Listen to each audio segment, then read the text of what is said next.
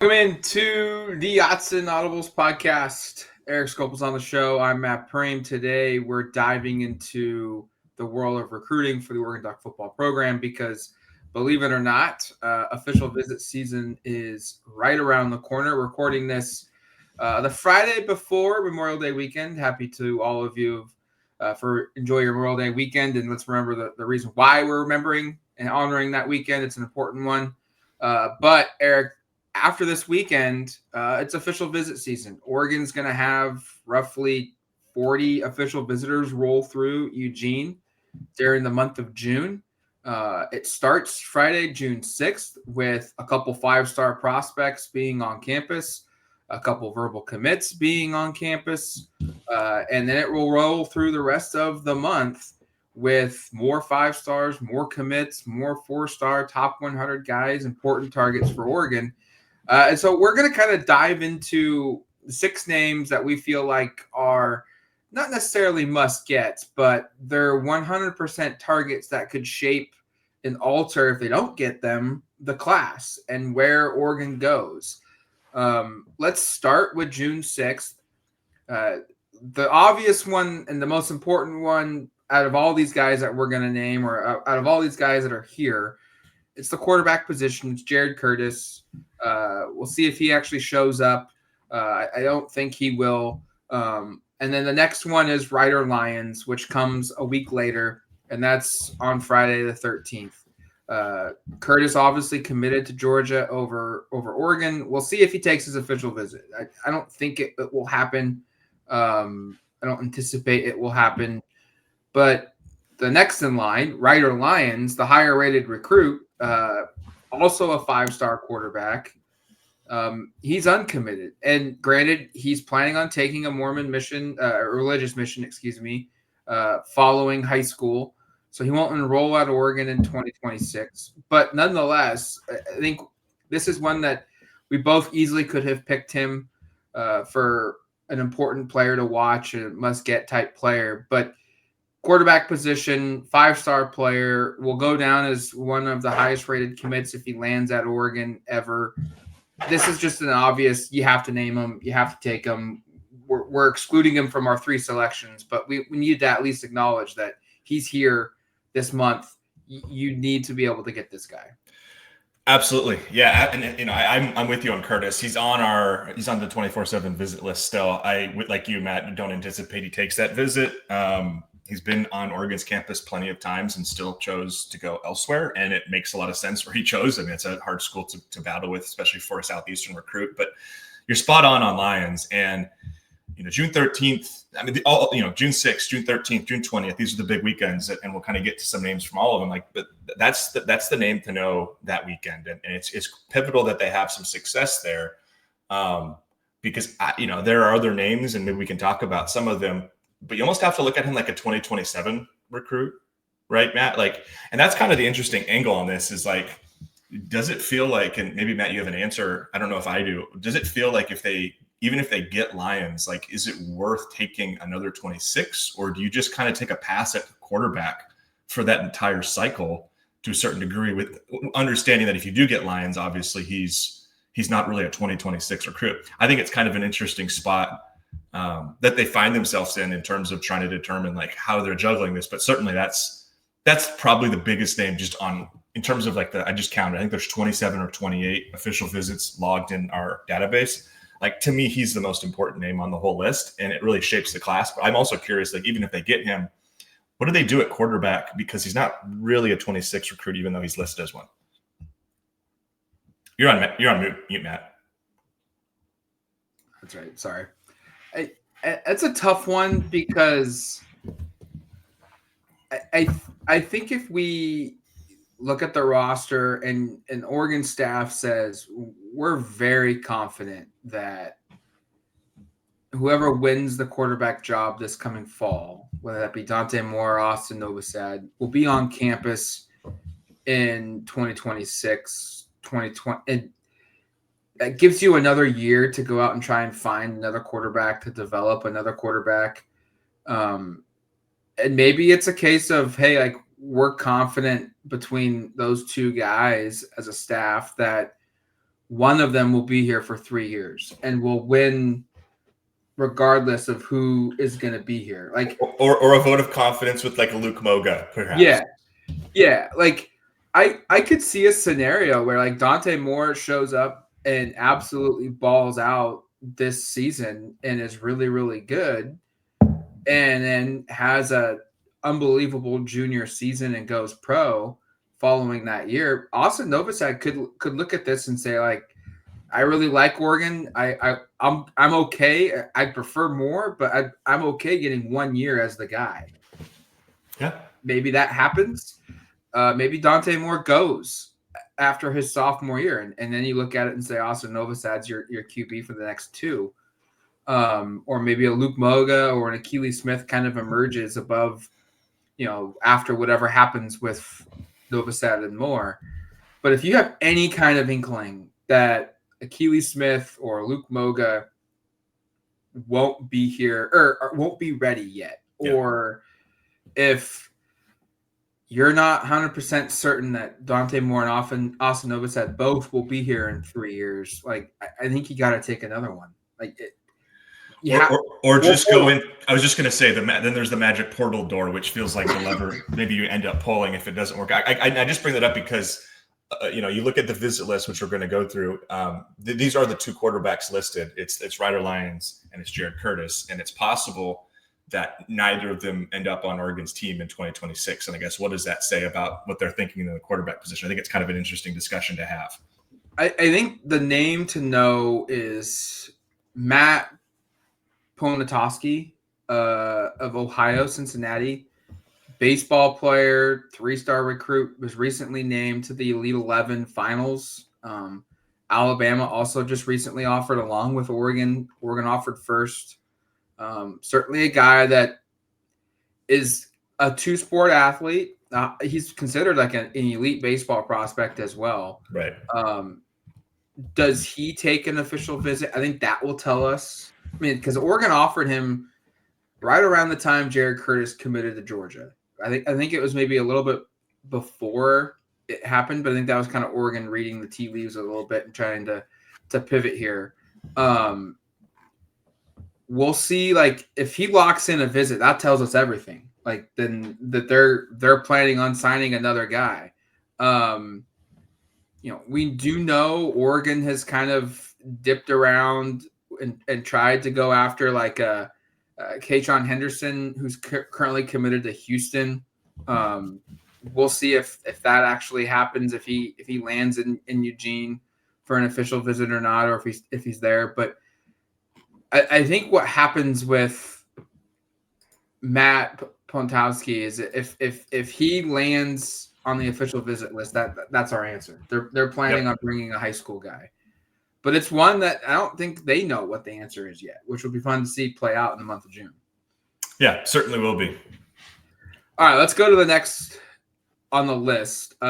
Since your guy is first, we'll let you go first. Another visitor for that first weekend in June 6th. Go ahead, give us your guy you got listed first. Yeah, no, I was looking at this, and should we just read all the names that we have listed on the visit board? Okay, I mean, so June 6th, we've got Jared Curtis, we've mentioned. I think we're both skeptical that happens. And then my pick is Joey O'Brien, a 5-star athlete, safety, receiver.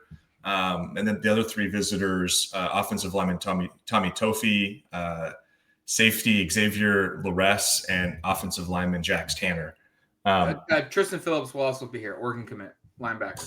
Oh, you're right. Yep, I see that. So there's 6 visitors if Curtis makes it out. Yeah. O'Brien to me is and this is a kind of a through line that I want to touch on, and that's just like what's going on at receiver, and is O'Brien maybe a fit there? Right. I think he's probably a little bit more highly regarded as a defensive back prospect, but like it's kind of an interesting cycle here, Matt, where like you look at the last 3 years, and Oregon assigned a 5-star wide receiver. It was Jurion, it was Gatlin Bear, it was obviously DeCorian.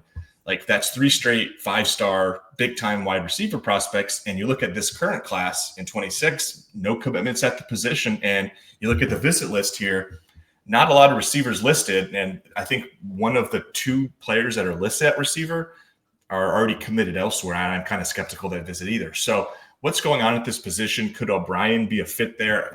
Again, I'm not convinced Oregon will take him as a receiver necessarily. Maybe, sorry, Matt, maybe you have more of an inclination on that, but just an interesting prospect and another 5-star who will be here, in about 2 weeks. Yeah, it's the receiver position is certainly looks a lot different than maybe the outlook did 4 months ago when we were thinking Chris Henry Jr. was a potential flip or a trending flip, and Wyatt Dixon was another guy that was a high-profile receiver that you felt like was going to be here, and it looked like this position was loaded again for like a third straight year.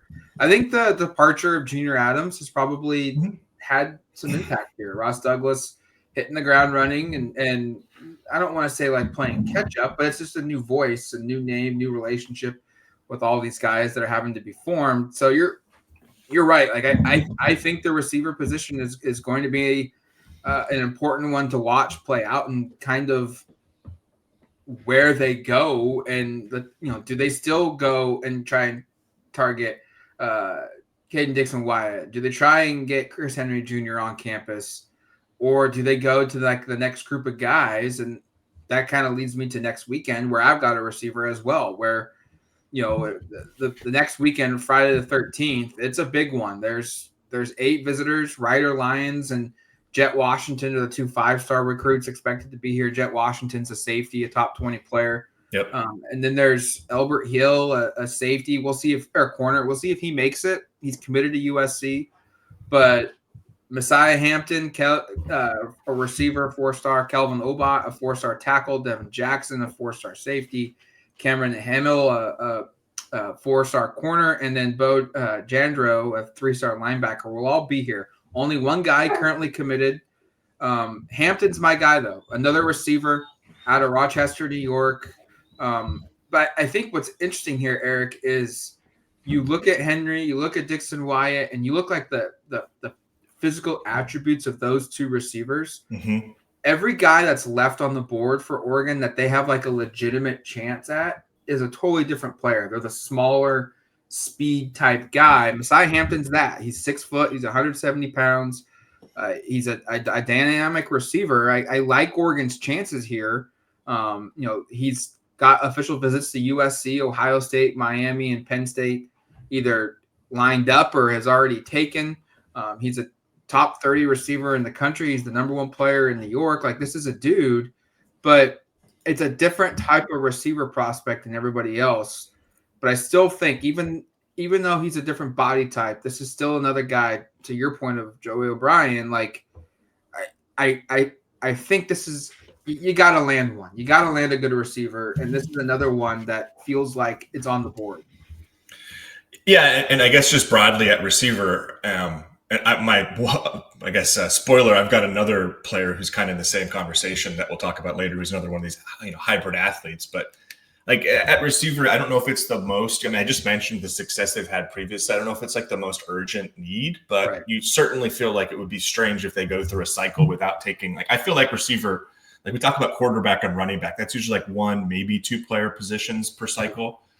Receivers like 2 to 4 usually. Like it would be unusual if they have a cycle where they don't at least sign 2. And I would expect you're going to see at least one of those players that end up landing be somebody who they trip out here in the month of June. And I'm just kind of scratching my head going, who is it? And maybe it's as simple as it's Hampton, but it is an interesting position especially considering how much success they've had in the last couple of years, both throwing the ball, but also recruiting this spot. We should also know, and we haven't mentioned this, but former 5-star Gatlin Bear should be on campus in 2026.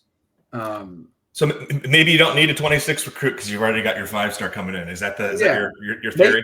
Maybe. I'm just putting that out there. He took a religious mission after high school out of Burley, Idaho.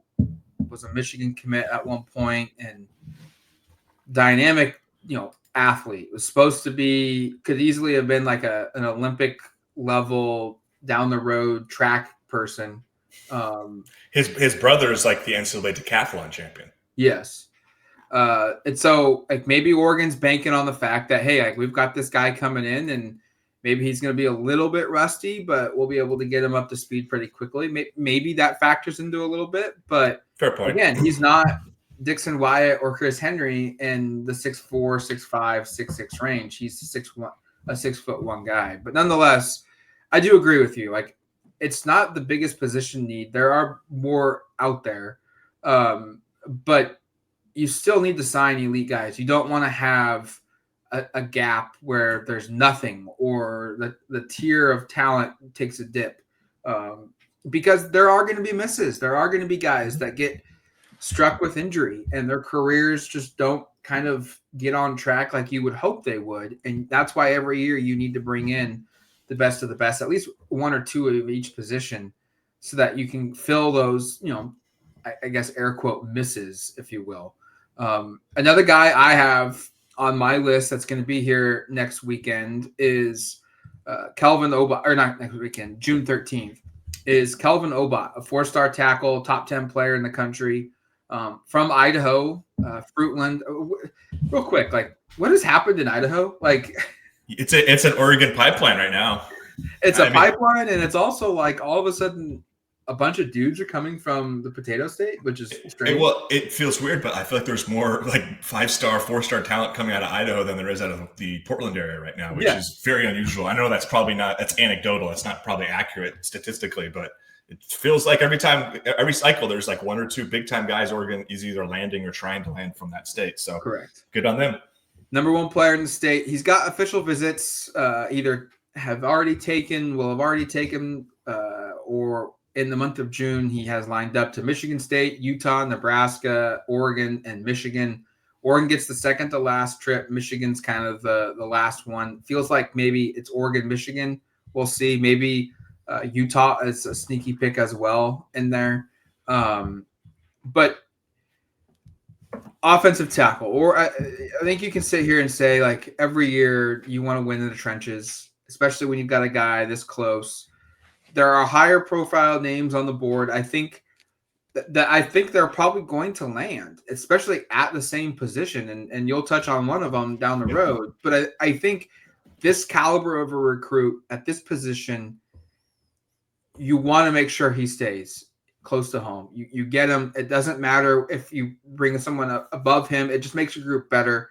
Plus, it gives you that safety net where if something does happen with a guy that you should be in a really good position with, you're already currently number one with this other recruit.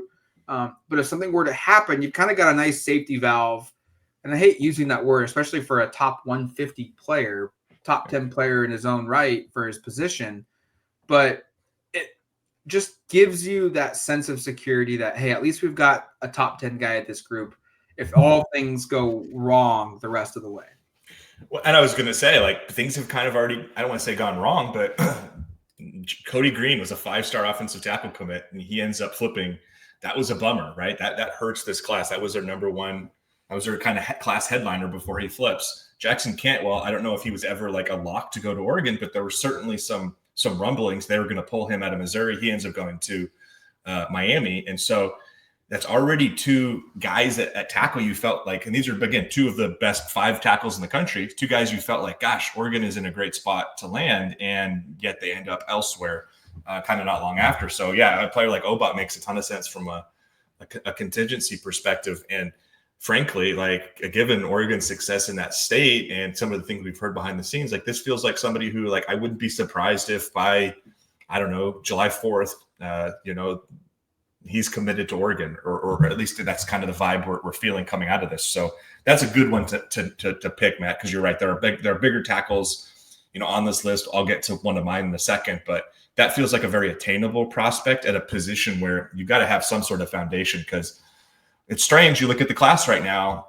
8 commitments. Most of them are front 7 defensive players. Like, there are very few offensive players committed currently, and none on the offensive line. And like I said about quarterback and we said about receiver, like, those are positions you just have to address. And it feels like that's kind of maybe a cornerstone piece they can put together here. You want to go next? Yeah, let's go to June 20th. 13 names this weekend here. I guess I'll run through them all. maybe I'll just go through the top two, which are my two picks. Yeah, it's a long list. I'm kind of boring that way. I picked 3 names from the month of June. They're all 5 stars. Hey, sometimes your best guys are your most important guys. There you go. Let's start with the offensive tackle, Emmanuel Iheanacho from Maryland. This feels like maybe the most important prospect besides Lions that's visiting. I agree. Might be the most talented. And again, a player that it feels like is trending Oregon's direction. There's been some crystal ball movement recently. Matt, I think you logged one even in the last week for Oregon with Iheanacho, who is the number 2 ranked offensive tackle prospect in the country, a top 20 player nationally, a really big time prospect at 6'7", 345, like just an absolute massive, gargantuan, running out of superlatives, like person, just a humongous, big guy to put out there. And somebody that feels really pivotal for this class because, like I said earlier, you had Cody Green. I felt like you might have Cody Green and Jackson Cantwell. Well, now you go 0 for 2 with those two, at least for the time being. There's a lot of time. Things might change. But Iheanacho feels like someone, gosh, you got to get him locked up. And I think especially when you think about, and I'm not suggesting he's necessarily a day one starter in 26, but I think you're headed to a pretty likely scenario where both your 2025 offensive tackles, Isaiah World, Alex Harkey, the 2 transfers who were brought in as final, seniors to finish out their eligibility, that those spots are open in 2026. And a player like Iheanacho may be the rare offensive lineman, a la Penei Sewell, to maybe get an opportunity to play right away. We'll see if that's how it plays out, but that's kind of maybe the trajectory this takes if they end up getting him when he visits here in a couple of weeks. Yeah, Iheanacho, it's almost like, I don't want to say like you can't miss. I mean, he's come out and said that Oregon's the number 1 school. He's felt that way for a while. I do get a sense he kind of enjoys a little bit of the recruiting process. Can't blame these kids. They're teenagers, and there's millions of people talking about them. On the 100%. I get it. 100%. But I do think, he's come out and said multiple times, Oregon's his top school. They've set the bar, and it's up to everyone else to kind of beat what Oregon has made the standard. And for Oregon, it's just like, don't lose the race at the final turn. He's going to announce on August 4th, and you've got like 3.5 months to get there, 2.5 months to get there. Finish strong, and you land a top 25 player, the number 2 tackle in the country, and you're right. Like, this is a big one. This is probably the most important one for Oregon that's out there. You want to go to your next one? Yeah, let's just hit Brandon Arrington, athlete, from the San Diego area. This is like one of the fastest guys this cycle. This could be an Olympic track athlete, is it written in his bio by Greg Biggins. And we'll see we say that about, Roderick Pleasant, the same thing was said about him a couple of years ago. We know how kind of that worked out in terms of splitting the 2 roles, but Arrington's someone that really intrigues me because of what we talked about earlier at receiver, where that's, again, not a guarantee of where he ends up. Some people think he's higher upside at corner. Some people think at receiver. We'll see kind of where Oregon likes him, but this is somebody that we know Oregon's been after for a while. He was at Oregon's junior day that the 2 of us were able to be at for a little bit, and certainly one of the best players on the West Coast this cycle. And just feels like whether it's at corner or receiver, you need some of that momentum. There's only so many 5 stars in a cycle, and there's only so many on the West Coast in a cycle. And you just feel like you want to, if there's 6 5 stars on the West Coast, you feel like you got to have at least a couple of them. And this feels like one of those guys that Oregon's in a pretty decent spot for right now. And obviously his visit on the 20th comes, kind of looms large here. Matt, what's your sense on, do you have a sense on positionally where Oregon wants him? I think he's like a safety / nickel, but like, I keep going back to watch his highlights and just how dynamic he is. I'm like, if they don't finish strong at the receiver position and they go hard at the safety spot, and they've got a lot of options at safety, and if they land a couple other guys at that spot, do they consider maybe looking at him on the offensive side of the football? His Olympic speed is unbelievable. You look at his big play ability and agility moves after the catch. It's impressive. but corner safety kind of feels like where he's trending. But I just go back to if you've got an ability to land 3 top 50 prospects in the country, regardless of position, and they're all safety, why not? And Arrington's one of them. Why not try and see if he can play offense too? And we should note that Biggins writes in his evaluation that the hope is he wants to play both sides of the ball. So we'll see if that actually plays out. And 10-2-1 in the 100 as a junior is fast. So that's what you're getting if you're able to acquire a player like him. Another player that's here this weekend, or that's the same weekend, Friday the 20th, that I thought about listing but didn't. Jalen Lott. He's another receiver from Texas, recently named to the Poly Bowl. Another guy Oregon's in a really good position for. But just like Messiah Hampton, like 6 foot, 170 pounds. Like he's not the bigger type receiver that Oregon had been targeting. Other names that are here that weekend include 5-star Mark Bowman, a tight end. Also, another tight end that's currently committed to Oregon is Kendra Harrison. He'll be in Eugene. Jadarian Ball, 4-star running back, a top 51 player overall. Vilami Moala recently moved to Eugene from Utah, 3-star defensive tackle. He's committed to Oregon. He'll also be here. But the guy I'm going to name is another 5-star that's also here, 4 5-stars this weekend of June 20th, which is pretty damn impressive. And if we want to say 5, if Jackson Cantwell, who committed to Miami, shows up that same weekend, I don't think he will. I doubt he will. But he's listed as having a trip visited, or a scheduled trip. But back to my guy, Jaira Edwards. 5-star safety from Maryland, St. Francis Academy. It's a school that Oregon's recruited now multiple year over year. I think even Mario Cristobal was going into that school before Dan Lanning did. But the reason why I bring him up is A, he's a 5-star. Oregon has a need at safety. He's a top 20, 30 player. He's a top 3 player at his position. But I think there's an opportunity to sell Iheanacho and Edwards together. They're not a package deal. They've not really come out and said that they're a package deal, but it's 2 kids from the Maryland area, the Baltimore area, 2 high-profile recruits. That's a long ways away from Maryland, Baltimore area, Eugene, Oregon. That's across the country. It's about as far as you can get. Yeah. And if you can get both these guys, and Nacho is ready to pull a trigger, but maybe that, influenced Edwards here a little bit of I know someone who's going across the country. He's also a 5-star.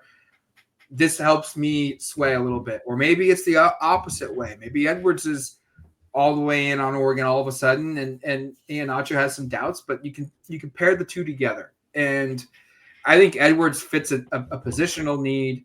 I think there's going to be some movement here at that position, whether it's guys going pro in a year or two, or transfer portal in a year or two, or just simply graduation. You don't turn down a top 30 player in the country. And it gives you the ability, to your point of Brandon Arrington, hey, this guy wants to play both ways. We have Edwards, which will help allow Arrington to do that, because we need some, someone to be able to play the same reps at safety when Arrington's on the offensive side of the football. So I think this is maybe the most pivotal weekend from a ranking finishing standpoint, because if Oregon can go 50% on the guys that are here that weekend with a commitment, and you include the 3 guys that are currently committed, but sure, if they can get 50% or more of those guys that visit that weekend to sign, that's the weekend where we're going to say this is where Oregon went from being a top 15, top 10 class to being a top 5 class. It's been a weird cycle, right? This has been, I don't know, Matt, we've been doing this for a while, and the schedule movement to where all the visits happen in June and the schedule gets pushed up so far is takes a little bit of time to get used to. So maybe it's not the case, but I can't think of a time where Oregon's had the number 1 class for a couple of weeks, and then suddenly it's fallen to the number 18th class. And you look up going, gosh, like it's kind of a make or break month in June. And I'm not trying to be, I'm not catastrophizing. I think this will come together perfectly fine. I think this will end up being a really strong class, but there was a sense early that this was like maybe going to be the best class in Dan Landing's time at Oregon, the best class in program history, obviously because of that. And I don't know if that's the case, but it absolutely could still be if they have a strong month in June. And there are, to your point, like 27 scheduled visits and 8 of them are 5 stars right now. And like, there's only, I think 2 or 3 3-stars scheduled to visit according to our list. So, it looks like a little bit more than that, maybe closer to 5, but still not a lot of 3-star recruits here, a bunch of these blue chip guys. And even though it doesn't look great right now, like I think you have to look at June and go, there's so much talent that'll be coming on campus. And if it goes right, this could put them in position to your point, Matt, to being one of those really special classes we look back at. I mean, even if they just get one of the 5 stars, Emmanuel Nacho, and then they go and they get like a Jalen Lott and a Dominic Harris and Akari Adams, we're sitting here like that. Those are 2 top 75 players in the country to join this group. It's going to be a massive weekend, and one in which, like you said, will shape where this class goes. And I think what's really interesting is this weekend and all the other weekends in June, I think you look at from a per player individual perspective, and you can sit here and make a strong case that it wouldn't be in the slightest surprise that Oregon lands any one of them. I'm not saying they're going to do that, but like they're going into all these visits where it's, hey, they've got to make up a ton of ground, and if they make a commitment out of this, it's going to be a huge surprise. Right. Yeah. Like, none of that narrative isn't attached to any of these players. And I think that's where like we're going to really get a sense of how good this class can be after the month of June. Just the last thing I've got here is it feels really important that offense is a priority in June. I was just looking at it. 6 of the 8 commits are on defense. Like 4 of them are front 7 players on defense.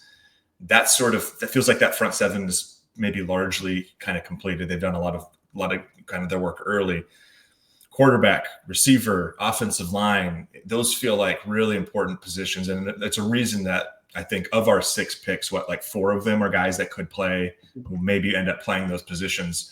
It's not by mistake, because those feel like spots where Oregon's had a lot of success recently recruiting them, but for whatever reason, so far in 26, no commitments at those spots. And I think that will certainly have to change. And I would imagine with a good month of June, it will. Yeah, absolutely. All right, that's going to do it for us. This episode of the Autzen Audibles podcast. Thank you for listening to the show. Thank you for watching the show. We'll have more coverage from a recruiting perspective on this massive June weekend and the days leading up to June, and then throughout the entire month as we track and monitor Oregon's recruiting efforts for the 2026 recruiting class. But until then, and until the next one, you've been listening to the Autzen Audibles podcast. Talk to you later, folks.